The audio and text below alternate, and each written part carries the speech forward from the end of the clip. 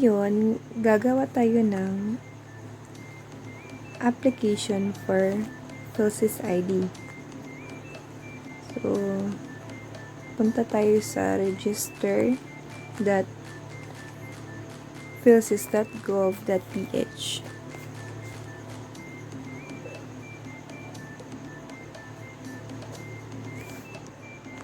So, itong gagawin natin ngayon ay for step 1 registration ng PhilSys.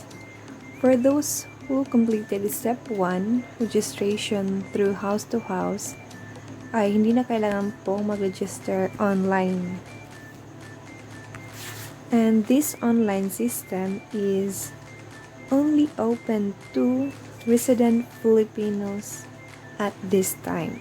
So, click the proceed button. So, pili lang tayo kung anong i-enter natin. Email address ba or ang Philippine mobile number.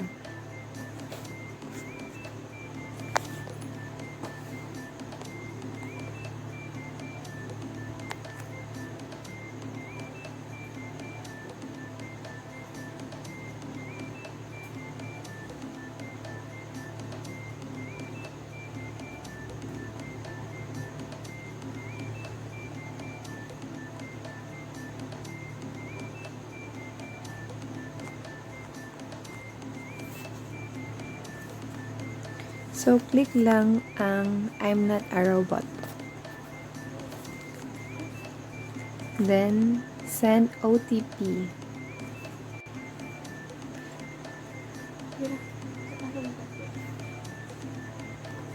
Ang OTP ay yung sinend ng PhilSys sa ating email address or sa ating mobile number.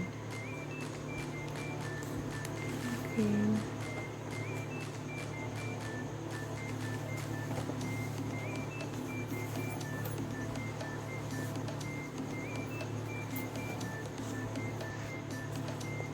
Then, click verify.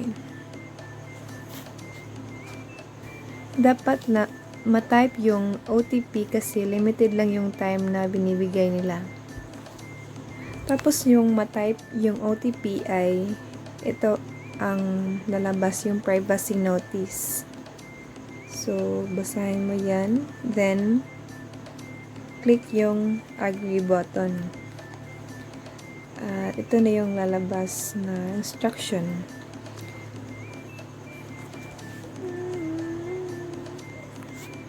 Dapat ay tama at accurate na impormasyon ng ating ilalagay para ma-avoid ang penalties. Enter yung first name, middle name, last name, and then suffix kung ikaw ay senior or etc. Then yung kasarian.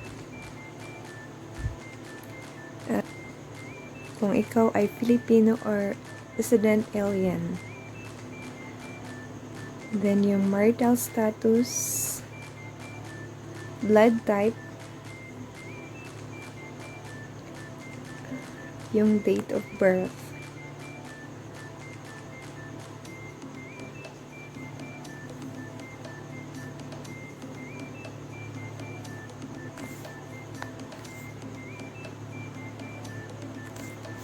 At filapan mo lang itong lahat ng nakalagay dito. Yan.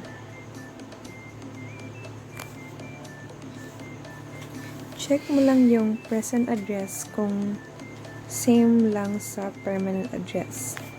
At mag-automatic na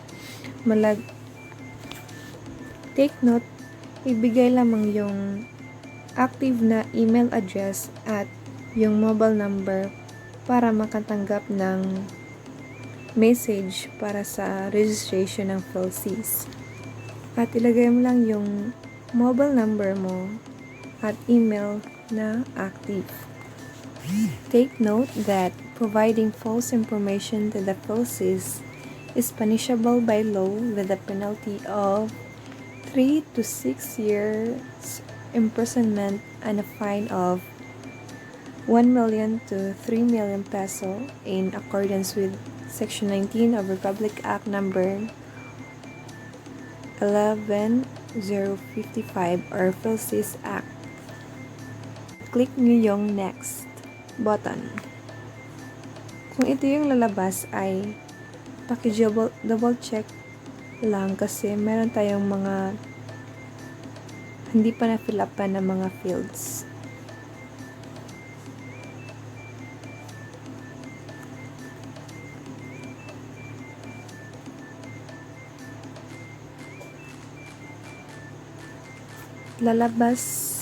Lalabas yung preview na page. Ito yun. Dito mo ma-review yung mga details mo. Kung meron ka bang babaguhin, pwede kang mag-back. Press mo yung back button at press mo yung continue pag okay na.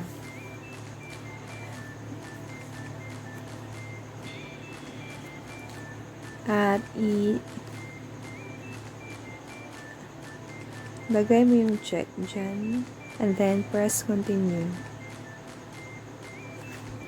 And take note, for minors below 18 years old are required or kinakailangan na samahan ng magulang or guardian during sa Step 2 registration. At ito yung lalabas kung ang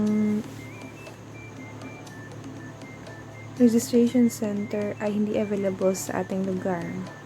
At kailangan lang natin i-save ang ating application.